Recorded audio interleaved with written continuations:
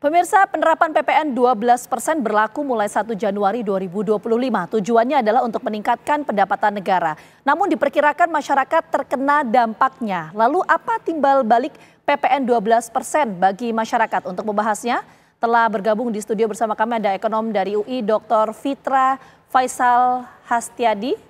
Terima kasih atas kehadirannya. Kemudian ada anggota Komisi 11 DPR RI, fraksi Golkar Erwin Aksa, dan juga Guru Besar Fakultas Ekonomi dan Bisnis Unpad, Profesor Poppy Rufaidah. Selamat petang, Bapak Ibu semuanya. Kita menuju ke Bang Erwin terlebih dahulu.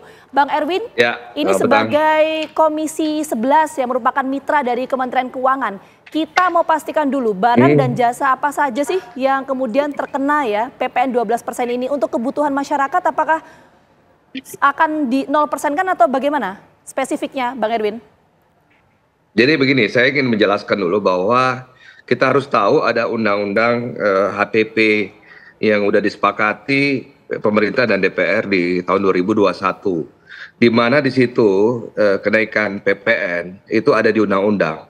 Jadi tahun 2025 otomatis ada kenaikan dari PPN tersebut. Sama seperti kenaikan 11% yang lalu. Bahwa itu semua dalam rangka harmonisasi peraturan perpajakan ya undang-undangnya, dan itu membangun perpajakan yang adil, sehat dan efektif seperti yang disampaikan Ibu Sri Mulyani. Nah, kalau kita berbicara PPN, ini adalah pajak yang teradministrasi dengan baik.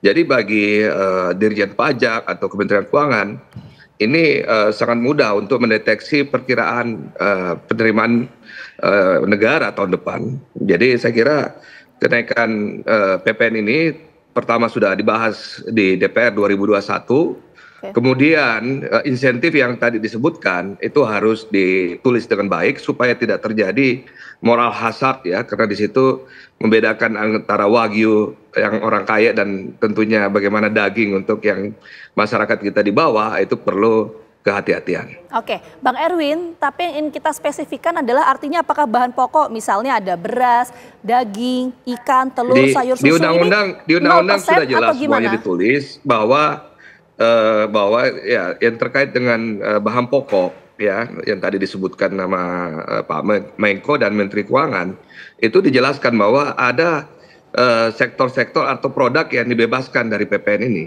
dan itu harus ditulis dalam Permenkyu nantinya oleh Ibu Sri Mulyani. Nah, oleh karena itu saya sampaikan lagi bahwa dampak kenaikan ini pasti ada ya, dan kita tahu juga sekarang masalah daya beli ini sudah terjadi hari ini, bukan karena PPN ya, karena memang penerimaan masyarakat berkurang. Ya, belum lagi yang kehilangan kerja. Jadi saya ingin sampaikan bahwa kita sudah sepakati ini di tahun 2021 tentang kenaikan PPN ini. Nah, tentunya kita ingin ada keadilan, diberikanlah insentif, dan itu ditulis dengan jelas, dan kita berharap nanti Kementerian Keuangan bisa mendetailkan supaya yang menerima insentif itu adalah masyarakat kita yang di bawah, yang daya belinya yang kita jaga. Karena kalau yang makan wagyu orang Jakarta yang makannya 1 juta, saya kira 1% buat saya sih di Jakarta ini mereka bisa makan beef wagyu, saya kira bayar 1%. Bisa lah. Ya, jadi soal detail bahan pokok ini apakah akan naik atau tidak itu nanti masih didetailkan di peraturannya ya Bang Erwin ya. Kita menuju ke Prof. Poppy dulu. Prof. Poppy, jadi artinya dengan adanya kenaikan PPN 12% ini, tadi seperti yang disampaikan oleh Bang Erwin, ini kan untuk spesifiknya atau detailnya nanti akan dituliskan di peraturan Kemenkyu ya. Nah, ini apa yang bisa kita soroti dari dampak adanya kenaikan ini, Prof. Poppy? Ya, dengan adanya dampak sudah jelas bahwa pengenaan tarif 12% PPN itu diperuntukkan bagi barang-barang premium. Seperti tadi daging premium, beras premium, kemudian udang premium. Itu adalah barang-barang yang biasa dikonsumsi oleh masyarakat yang kelas tinggi.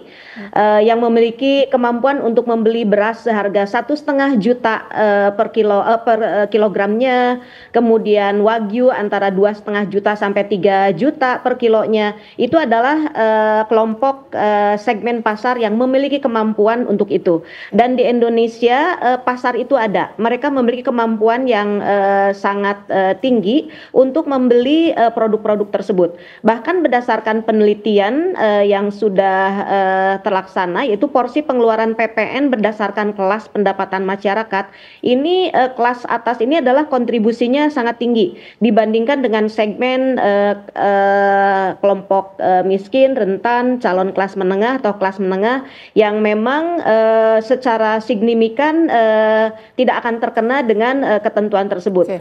Nah, dampak dari adanya peningkatan PPN 12% terhadap barang-barang premium yang sudah ditentukan oleh pemerintah, baik itu pendidikan premium seperti sekolah pendidikan internasional untuk SD yang uang sekolahnya sampai ratusan juta dan memang itu pasarnya, itu yang akan dikenakan.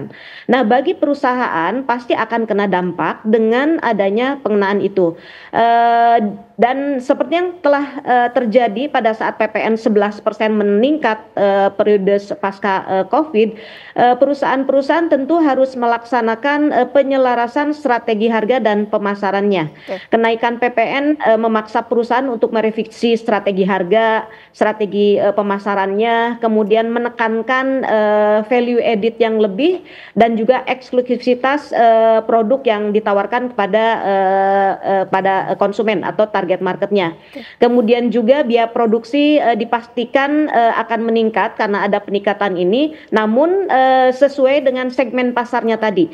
Jadi untuk produk-produk yang dikategorikan premium itu adalah diperuntukkan untuk segmen pasar masyarakat yang memiliki kemampuan untuk itu. Dan pemerintah dengan sangat hati-hati telah memberikan subsidi untuk barang-barang yang tidak dikenai pajak 12%. Walaupun dibayarkan 12%, tapi 1% itu disubsidi oleh pemerintah. Nah, untuk itu pada saat situasi saat ini adalah perusahaan harus betul-betul dengan cermat mempertahankan target marketnya agar tetap menjadi sumber pendapatan bagi perusahaan tersebut. Okay. Bila diprediksi terjadi penurunan permintaan karena barang-barang tersebut mengalami peningkatan harga. Itu nanti kita akan bahas lebih lengkap. Saya menuju ke Mas Fitra dulu. Mas Fitra, kalau memang kenaikan PPN 12% ini menyasar untuk masyarakat kelas atas ya, tapi apakah ini akan berpengaruh terhadap daya beli masyarakat kelas atas sendiri? Mas Fitra? Iya, gini, masyarakat kelas atas tentunya tidak terpengaruh ya. Jadi karena mereka itu tidak terlalu pengaruh dengan harga karena income mereka sudah relatif tinggi. Tapi ada dua kemungkinan, Mbak. Pertama, kita akan melihat potensi ada snoop effect. Artinya ya barang-barang premium itu biar bagaimanapun akan terus dikonsumsi oleh kelas menengah ke atas.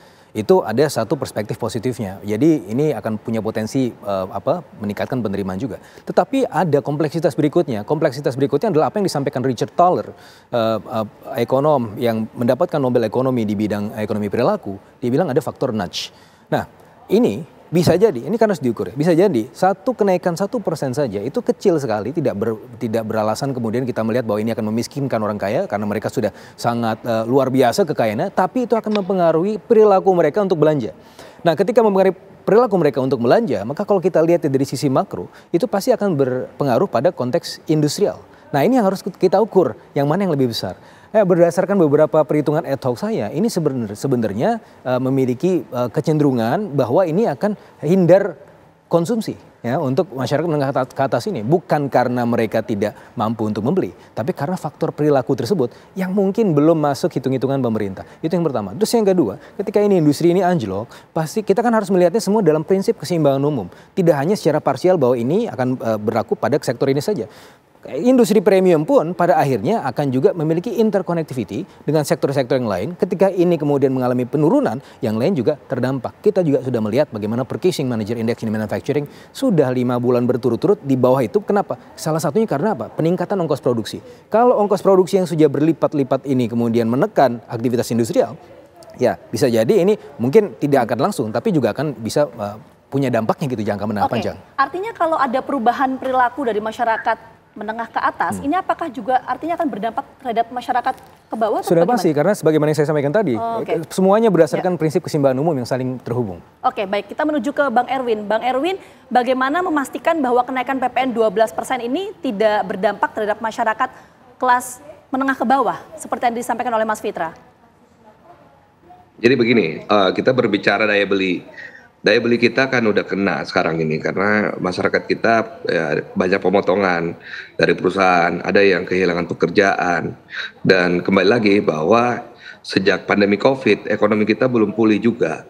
Nah, kemudian undang-undang yang kita bahas ini, undang HPP yang kemudian ada pajak PPN 12% itu sudah disepakati tahun 2021 antara pemerintah dan seluruh fraksi-fraksi yang ada di DPR. Jadi kita harus kembali kepada Menteri Keuangan yang kembali akan harus mendetailkan yang mana kategori mewah, yang mana kemudian harus diberikan subsidi. Dan saya kira kita menunggu semuanya terkait itu dan juga bagaimana pelaksanaannya. Karena ekonomi kita yang begitu besar, pelaksanaannya kan nggak mudah. Terjadi moral hazard pasti, dan ini akan terjadi pelanggaran kalau kita tidak hati-hati.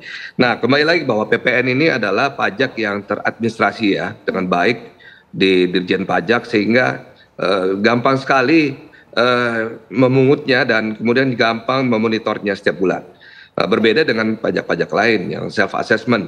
Jadi kembali lagi kita juga harus melihat bahwa di undang HPP ini ada pelaksanaan core tax di tanggal 1 Januari 2025, di mana kita berharap juga underground ekonomi yang selama ini tidak dipajakin, yang tidak melapor pajak, itu kemudian bisa terdeteksi oleh Dirjen Pajak, sehingga kita berharap bahwa tax ratio kita bisa naik nanti setelah pelaksanaan core tax, dan juga kemudian underground ekonomi ini bisa terdeteksi oleh Dirjen Pajak. Jadi mudah-mudahan tax ratio kita bisa naik, pendapatan naik, kemudian kebutuhan kita untuk belanja fiskal juga besar, sehingga masyarakat kita juga bisa mendapatkan lapangan pekerjaan, kemudian subsidi insentif bisa lebih besar.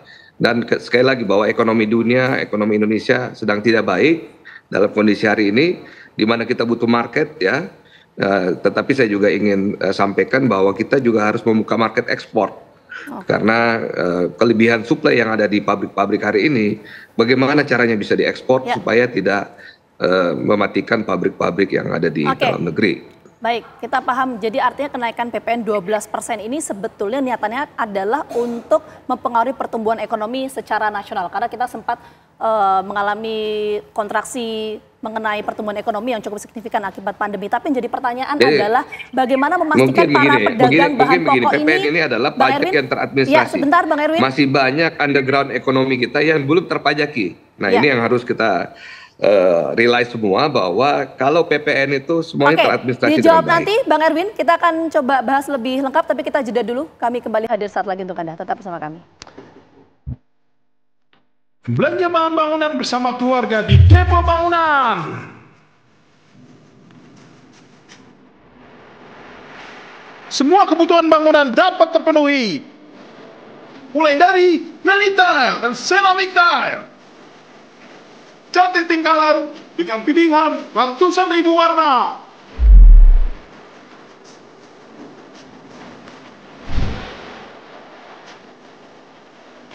Sanitary dan plumbing.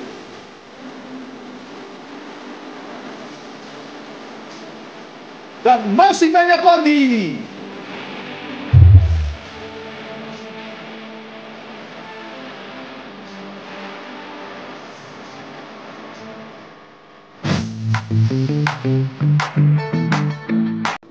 Sudah banyak yang merasakan keuntungan lebih belanja di Depo Bangunan. Penuhi kebutuhan dan raih hadiahnya. Mau seperti mereka? Menangkan undian berhadiah total 14 miliar di Depo Bangunan. Ayo belanja. Hanya di Depo Bangunan. Baik, kita langsung menuju ke Prof. Popi. Prof. Popi, kalau tadi disampaikan oleh Bang Erwin, sebetulnya kenaikan 12% ini kan untuk mempengaruhi pertumbuhan ekonomi secara nasional ya. Tapi bagaimana kemudian memastikan bahwa untuk kenaikan PPN 12% ini tidak membuat para pedagang kebutuhan pokok di pasar ini reaktif sehingga menaikkan harganya? Karena kan ini juga bisa berpengaruh terhadap daya beli masyarakat menengah ke bawah. Seperti apa? Prof. Popi? Ya, khususnya untuk UMKM ya, dukungan pemerintah terhadap UMKM itu harus secara signifikan dengan memberikan keringanan-keringanan sejumlah pajak dan juga bantuan-bantuan akselerasi untuk pemasaran produk, yaitu dengan mengembangkan rantai pasok dan juga rantai nilai ekosistem pendistribusian produk yang mana sudah ada yang menampungnya, atau dengan memperkuat bagaimana kebijakan-kebijakan untuk produk-produk yang dihasilkan oleh UMKM. Kemudian bagi para pedagang yang notabene berdasarkan produk-produk yang sudah diumumkan tidak terkena, tapi akan terkena bila itu berhubungan dengan biaya-biaya transportasi. Dan seperti diketahui juga bahwa untuk biaya itu pun tidak dikenakan. Nah, untuk menghindarkan efek ini tentunya akselerasi pada para pelaku usaha yang memiliki pendapatan terbesar pada segmen masyarakat menengah ke atas atau segmen orang kaya di Indonesia, ini yang perlu mengembangkan strategi pemasarannya yang betul-betul memprioritaskan eksklusivitas sehingga pasar tersebut tidak hilang kemudian tetap bertahan walaupun pengenaan terhadap pajak itu ada. Dan bagi segmen menengah ke bawah tentu ini yang harus dipertahankan adalah konsistensi pemerintah untuk tetap memberikan bantuan-bantuan bagi segmen ini. Kemudian inovasi dan diversifikasi dengan memberikan dukungan-dukungan pada intervensi pasar ya, intervensi pasar untuk produk-produk yang dihasilkan oleh tadi sebutkan oleh para pelaku usaha yang mana bisa sinergitas dengan para pengusaha besar sehingga produk-produk itu bisa lebih masuk pada pasar yang memang bisa dibeli oleh pasar dengan kemampuan daya beli yang besar. Kemudian juga di sini yang disebut dengan inovasi dan diversifikasi ini adalah mengenai masalah packaging, kemasan, penampilan, mutu produk yang betul-betul sekelas dengan produk yang dijual oleh produk-produk dengan harga yang sangat mahal tersebut. Contohnya adalah seperti produk beras yang berasal dari satu negara Jepang misalnya yang harganya sampai 1,5 juta per kilo yang memang itu dikenai pajak 12%. Namun tentunya kan itu tidak masuk ke dalam pasar tradisional yang masih harganya antara 12.000 sampai 15.000. Prof. Popi, itu tadi ya strategi yang harus dilakukan. Kita menuju ke Mas Fitra. Mas Fitra, jadi bagaimana untuk mencegah terjadinya reaksi atau reaktif dari para UMKM yang akan menaikkan harganya di tengah pemberlakuan PPN 12% ini? Iya, setannya ada di detail kan. Nah, maka ketika kita melihat itu ya ada kemungkinan market failure terjadi di lapangan ya. Ada kemungkinan pertama ada kemungkinan ekspektasi inflasi. Meskipun tentunya ini tidak menjadi objek atau subjek dari penaikan PPN itu, tapi siapa yang bisa menjamin? Itu yang pertama. Di pasar nanti ini di Pulau Gadung, di Pasar Rawamangun, siapa tahu nanti setelah berita ini itu sudah naik semua. Kita nggak tahu siapa yang bisa mengontrol. Apakah Kementerian Keuangan punya resourcesnya untuk menjamin semua itu? Itu yang pertama. Sosialisasi jadi yang dibutuhkan ya? Ya sosialisasi, tapi kan ini masyarakatnya kita siapa yang bisa mengontrol? Orang illegal cigarette aja sekarang sudah membuat negara rugi sekitar 2 triliun gitu. Dan kalau kita melihat sebenarnya saya bisa berempati dengan Bu Sri Mulyani dan juga teman-teman parlemen karena Undang-Undang HPP 7 2021 ini kan dibuat dulu semangatnya adalah karena defisit kita memang sudah di atas 5% akibat pandemi gitu kan. Nah, tapi kan mencoba untuk dirunkan dengan misalnya PPN itu yang karena PPN paling gampang. Tapi masalahnya adalah sekarang itu kan kita tidak ada urgensi. Urgensi kenapa? Tahun lalu anggaran defisit kita 1,65%. Tahun ini defisit APBN kita terhadap GDP paling cuma maksimum 2%. Jadi tidak ada semacam urgensi yang terlalu signifikan untuk kita menaikkan itu. Di sisi yang lain ada dampak negatifnya. Karena kalau kita lihat Mbak ya, tahun 2022 naik 10 ke 11%. Revenue malah anjlok 1,4% kok. Dan saya rasa dari beberapa simulasi itu juga memiliki potensi shortfall ya yang cukup signifikan. Bahkan apa yang saya hitung itu bisa shortfall 100 triliun rupiah. Akibat dari kebijakan yang mungkin belum terlalu komprehensif. Kita menuju ke Bang Erwin. Jadi menurut Mas Fitra nggak ada tuh urgensinya untuk menaikkan PPN 12%? Gimana Bang Erwin? Jadi kembali lagi ini undang-undang. Undang-undang ini kan dibahas, udah diuji publik dan sebagainya, udah dibahas di DPR. Ya dan kita tahu bahwa kenaikan 1% ini itu sudah ditetapkan 2021 yang lalu. Jadi menurut saya kalau berbicara terkait dengan insentif, nah ini yang perlu kita bahas lebih detail. Karena tadi terkait dengan UKM, terkait dengan masyarakat yang kelas bawah. Karena yang terdampak ini adalah UKM, masyarakat kelas bawah yang daya belinya rendah sekali hari ini. Oke, silakan tadi. Nah, kalau terkait dengan pengusaha menaikkan harga, kalau mahal yang nggak dibeli sama masyarakat pasti diturunin lagi. Jadi kembali lagi bahwa market itu pasar sudah tahu kalau harganya naik, ya macam-macam lah, pedagang bilang harga solar naik, harga truk naik, macet di jalan. Jadi saya juga biasa jual semen dulu. Jadi lebih duluan distributor saya menaikkan harga dibanding pabrik. Jadi biasalah mereka punya perilaku begitu setiap ada isu-isu seperti begini. Tapi kalau naik nggak laku ya mereka juga pasti akan terkena dampaknya. Oke, sudah ada aturannya jadi. Ya, jadi gini ya, undang-undang itu kan kita pernah belajar dari peristiwa COVID. Undang-undang 17 tahun 2003 tentang keuangan negara, maksimum defisit 3%, itu bisa ada Perpu 1 2020 dan kemudian menjadi Undang-Undang 2 tahun 2020 yang membolehkan bahwa kita defisit APBN bisa di atas 3%. Nah, ini kan saya nggak tahu ya, saya nggak kurang paham juga karena saya ekonom. Kan kalau belajar dari situ seharusnya bisa ada Perpu juga gitu kan untuk kemudian mengintervensi ini undang-undang. Terus yang kedua yang tadi saya sampaikan, ini karena banyak exemptions memang bagus. Tapi what for? Karena apa? Potensinya paling cuma dapat 1,7 triliun dengan exemptions itu dan yang lain sifatnya nggak elastis begitu. Oke, jadi ada potensi untuk mengeluarkan Perpu juga. Punya kewenangan untuk itu Bang Erwin? Tadi menurut Mas Fitra. Ya kalau itu wewenang dari pemerintah ya, kalau Perpu. Kalau legislatif kan sebagaimana biasa Perpu ya kita akan terima kalau itu sudah diterbitkan. Tapi kembali lagi bahwa underground ekonomi kita ini banyak sekali. Jadi pemerintah itu kita jangan hanya berbicara tentang PPN saja, tetapi masih banyak ekonomi Indonesia ini tidak terdeteksi, belum terlaporkan. Jadi tolong yakinkan juga bahwa tax ratio kita ini rendah sekali. Salah satu penyebabnya karena underground ekonomi tidak terdeteksi. Ya, siapa yang bisa deteksi hiburan di Jakarta ini berapa dia bayar tip? Ya kan nggak ada yang bisa tahu. Tetapi inilah kembali bahwa implementasi digitalisasi juga dari Dirjen Pajak itu harus diterapkan. Ya mudah-mudahan dengan Cortex ini yang kita akan lihat nanti tahun depan, mudah-mudahan bisa menaikkan rasio pajak kita. Sehingga tadi kalau memang PPN diperlukan untuk memberikan insentif secara menyeluruh, saya kira pemerintah akan lebih baik. Tetapi sekali lagi tadi disampaikan bahwa PPN ini adalah instrumen yang paling mudah bagi Dirjen Pajak untuk mengejar. Karena kalau yang lain ini masih sifatnya self assessment ya.